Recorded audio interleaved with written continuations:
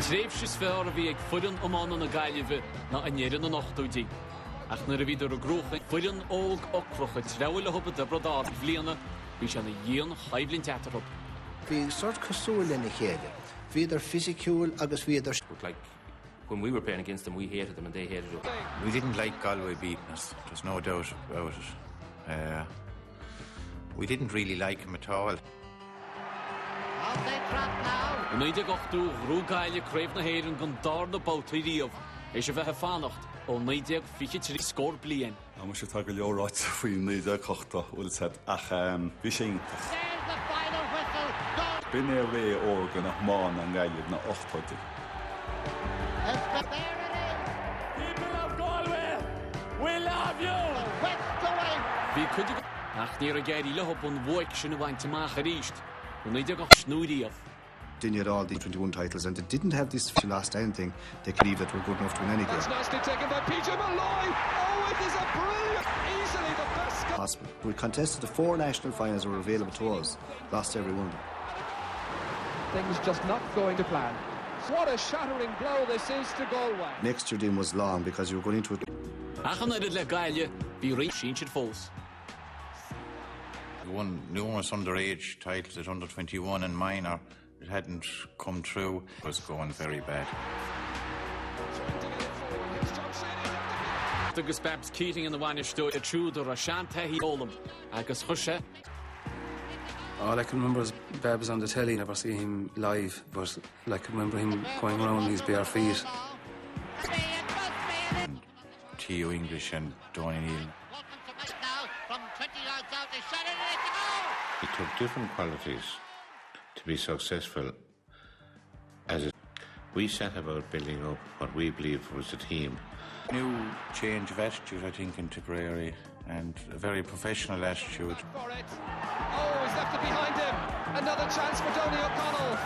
Another goal. Yeah, that's it. He's in the wilderness. Clufi leachanis an aina Gaillimhe an chéad chlai eile bhíle caithig te brodárin. Ach bhí clufi canis na héireann te éasca ag ceachtar acab. Nor a husig Tipperary shacht. Bhíidir a trénál chun créimh na Gael.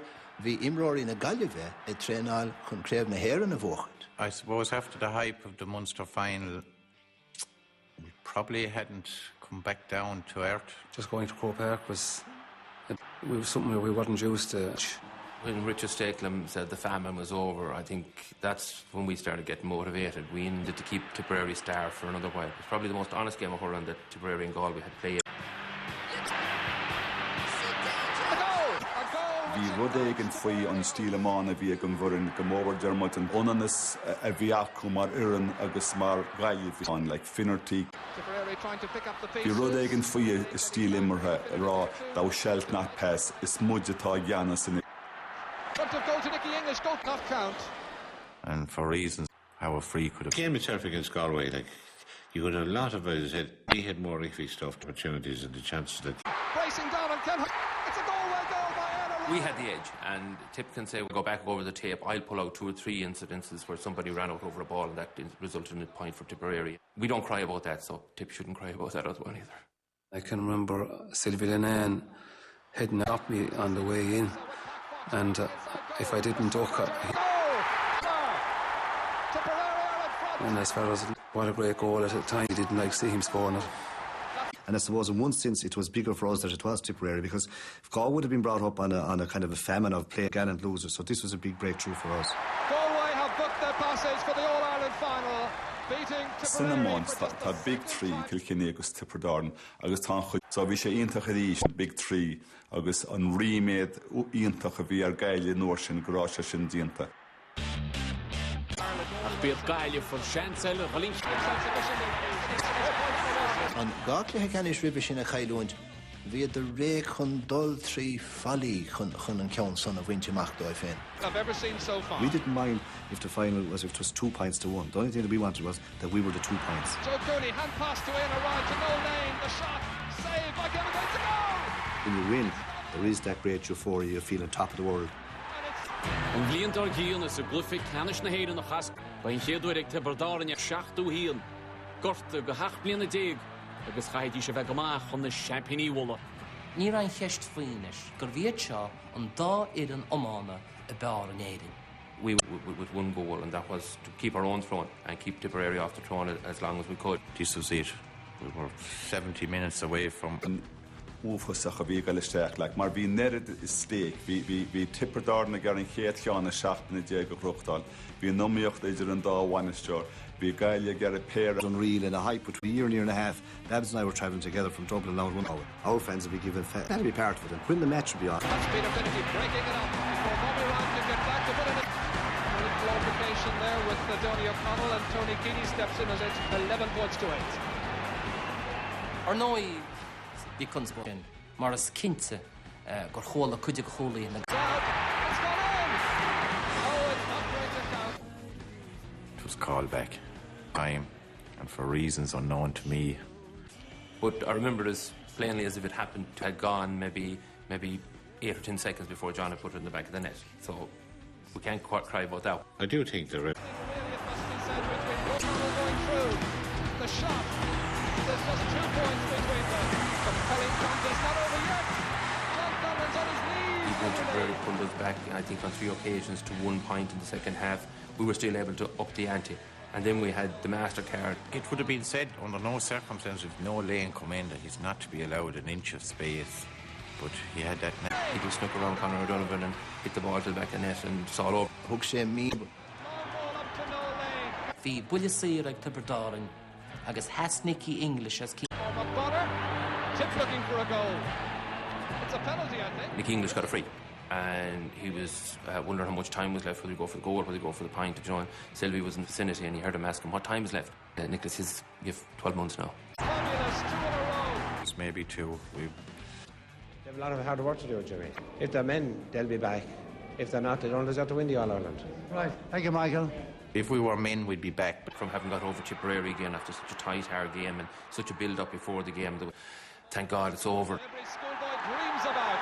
And Conor Bhí mé Hayes. díana písa le RT an Laochra agus Michael Lister bhí chuna ceistí. A sense of relief too. I think Joe Connolly, you will vouch for that.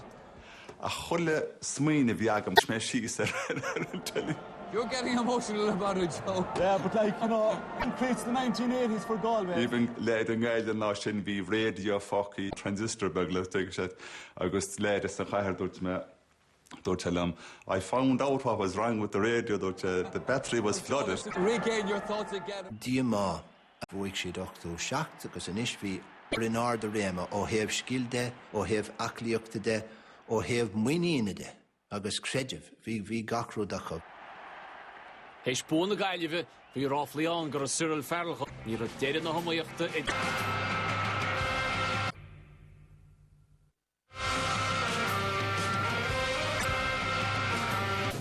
Bhí tír agus tála súl go mór le tip agus Gaeilge ceall a ríist. Tharla sé I glufaí ceannis na sratha an ochtar agus na Tipperdas.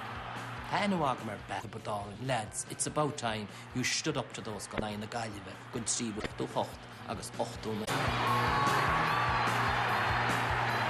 This is what happens when the 2 best teams in the land. Physical age was getting 1987. Bainú droch stan gas Gaeilge de chorabáí a thuairt Tipperdarin gan duine daghuiid faithímartha. Gur thucraigh as nuair a chola mé go raibh sé imethe, cheap mé go raibh sé as a bheabhar. Illegally, as many other players think. Tony would be a big loss. But like, we couldn't use that as an excuse. People were saying after took our mind off the ball and were threatening not to play all that stuff. The focus was on the game. I mean, there was a issue between Tip and player. We were thrilled that he wasn't playing. And 89 couldn't come around fast enough. We had got a taste of it. We hadn't succeeded. So going back in 89, and we vowed in Thurles in 88 that we would bring it home in 89. Solho Gaeilge agus Tipper an Laochra na báis go chrócaí, anú siar as go leor na deide le aontrom an ceannas fearr ála ríomhaillí sugla filean cheanna seile. Idir é sin, rudaí ósmach. So drama, very tense affair. Bhí sé sulir tar éis cúpla nóméid beidir. Bhí sé sulir go raibh ferrig imróí na Gaeilge. We had a lot more experience in Crow and more and more for BBC years like that. We can't be beaten again. The championship this year. Sean Tracy looks up and over his head to Pat Fox. Dangerous for Galway. Again, a good incisive move by Fox and another point. A shot, a goal! In around getting a Goals kept us in that game. We Tipperary doing the hurling, and we were still goals is trying to glass over other things, but we weren't good to beat Sunday or Tipperary. Carrying the fight forward, Aaron once again to Michael McGrath. He's got a point, driven in smartly towards Fox. He just drove it into the back of the... Tipped ahead by 3 points. He's topped his shot badly. I can't let 89 go without mentioning the... Across, and the notebook is out once again, and he becomes the third Galway player to have his name taken by referee John Denton. And back in the goal mount, Nicky had gone down like a sack of spuds, and 6 Martin orders. Galway are down to 14 men. Nicky has been accused of playing it. Do I believe that Nicky English wanted Sylvie Lennon sent off? Ach, da díide. Tá muintir na Gaillimh rá fós, agus déireach daoine Bortláirigh agus a Gorthgó lá sin. Mar na rinne Sylvie Lennon, ein teangháil. It was going so often that he just we didn't take any heed of it any longer. Just watch once again after Brendan Linsky lost it. Conor O'Donovan kept his eye on it all the way. An attempted trip, and Michael McGrath's been sent off with this challenge. And is watching it all the way. Then, when John Denton never refereed any other series game again, we said, like, was he just putting being so vocal and questioning their rules and their legalities, that, you know? And if I was asked, honestly, with my hand in my heart, I'd say yes. I honestly believe that he was put in there to do it. Well, Cooney providing them. It's on to Nicky English. Flawless finish. And still, like, with 13 men, our forwards have been feared to make a mistake and going to be a free. I was afraid that if I hit a tackle on English in Cotton Wool, Malone getting it out as far as the way it went, like, it was our opportunity of greatness and of 3 in a row. English in pursuit. Ag dean lei, is dóilimsa, go bead muintir na Gaillimh hain, a cháil an focus, agus go bead hain a bhfuil iad hain. An again from a dú, ach by a Tipperary Robbie bua éis gacab. Gan chéadúir ó 97 híon, chrochad ar lohab, Corn Vicari. Dulcha fada leis an glucha canis tar éis ní roidir, ní raibh Tipperary. Nicky didn't feel anyway nervous and he was relaxed. A goal, that was it, yes! He took... And then to spot that English was in an advanced position. Superb! We didn't get the credit for it because people had said we were going to win it anyway. Nicky English, Tipperary have bridged an 18-year gap. We're proud to be Tipperary. It's great to be from Tipperary. Sean Tracy coming up from his full-back position. But it's set up a trap. Trú craibh na múl. Grog ní de gochtú ní. A chuir cúil chorca deidir le fit. Champions! It's a very proud moment indeed for Tomas Mulcahy. Is a glufi lechanis na héireann an éide go éich a bradáran í dina gomá. Bolidir hemmert. Ach an ro íse techt na Gaillimh. Bhí Tipperary ag teach chun cín beagáin agus. I think that we had a grip on Galway at this stage. They had been on the road, you know, were the force. But in 91, Conor was gone on the day. There was a huge hype. Started off would say, you know, kind of tearing into them in great momentum, but like as it was about it, that team as we knew it was gone.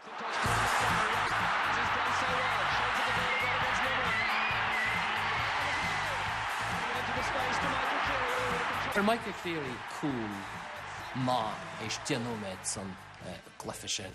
Agus níor tháinig Gaillimh as da díad a píre. One stage is into the winding himself up to firing. The recorder was brilliant. Now they were on top of the stack and we were finding it hard to swallow.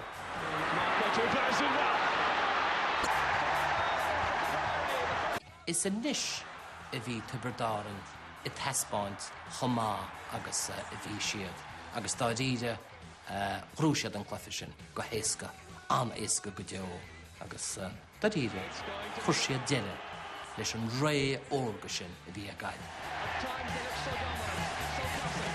We knew ourselves that we weren't the force that we were. Bit by bit we were beginning to fall apart. 91 was His cousin Conor Stegelham. The final piece of action comes into the disappointing semi-final. Tipped by far the Masters. By organ na Gaillimh mar sin. Ba iad rán na coitiantachta go chlufi canis na héireann go naithil chunne. To beat Kilkenny in a fight. John Lahey. That's the opening point of the match. Tipperary's once again to a 2-point lead. He's got a goal. And we did beat him in 91. So we could be now called through All Ireland. Liam Welch, robbed, it's all over and Tipperary have won the All Ireland. Lonely hard monster. Galway would like to think they probably should have won more. We would like 5-year period, we'd won 2, Galway had won 2. Is similar course no meocht the V is in the forward shot. Kaibal Ed Horan Vicari. It was great rivalry, intense.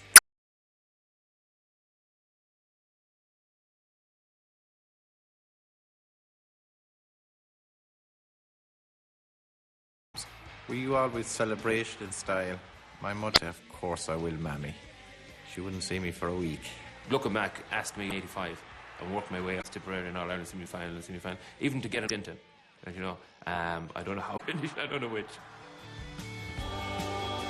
For an Highland Pele in Iris Common, it's a music na hocht agus Pavi agus a hion. Agus by for an le fecal nacht nor elos prisun noch as fi as prisun gere dechlog elu. Agus ratis gunnion an derma der clar specialist shows sport. Ich maarach ag leartr se hocht de ka sulchan keen chomartas Pele na Gaeltachta.